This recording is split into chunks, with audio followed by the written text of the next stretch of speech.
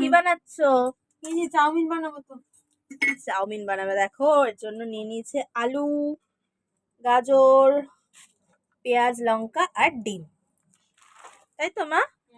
আর বেশি কিছু ঘরে ছিল না, সেজন্য। চলো আজকে তাহলে মায়ের হাতে সেই ছোট্টবেলায় ফিরে যাওয়া যাক। মায়ের হাত ধরেই সেই ছোটোবেলার টিফিনে নিয়ে যাওয়া একটু আলু ডিম দিয়ে চাউমিন বানানো যাক। এই রেসিপিটা জানে না এরম কোনো মানুষ সত্যিই হয়তো নেই, স্পেশালি আমাদের মা কাকিমারা যারা প্রতিনিয়ত আমাদের এই রকম ধরনের ছোটোখাটো টিফিন বানিয়ে দিতেন। তখন স্কুল জীবনে এই টিফিনগুলোই কিন্তু এক একটা স্পেশাল টিফিন ছিল, তাই না বলো?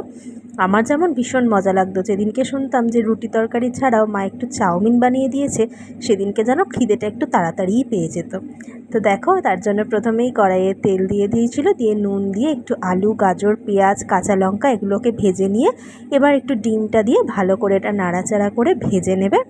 নিয়ে ব্যাস আর কি, একটু ভালো করে ভাজো, নুন দাও, একটু গোলমরিচ গুঁড়ো দাও, দিয়ে এটা গোলমরিচ গুঁড়োটা যার যার স্বাদের ওপর যদিও, দিয়ে ভালো করে ভেজে তার মধ্যে একটুখানি চাউমিনটা যেটা সেদ্ধ করে রাখা হয়েছিল সেটা মিশিয়ে দিয়ে আবার একটু ওই সেমভাবে একটু নুন মিশিয়ে দিয়ে, আর আমার মায়ের হাতে স্পেশাল একটু ভাজা মশলা আছে যেটা আমার একটু মানে ভালো লাগে, তো সেই মশলাটা দিয়ে একটু ভালো করে চাউমিনটা নাড়িয়ে চাড়িয়ে নিলেই এই যে এক প্লেট গরম গরম চাউমিন স্কুল লাইফের মতন রেডি হয়ে গেছে।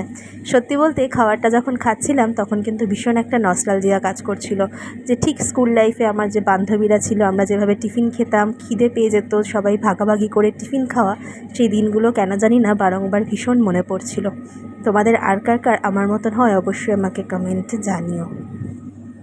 চলো আমি আবার সেই স্কুল লাইফে ফিরে যাই, তোমরা কিন্তু অবশ্যই জানিও রেসিপিটা কেমন লাগলো। আজকের জন্য টাটা।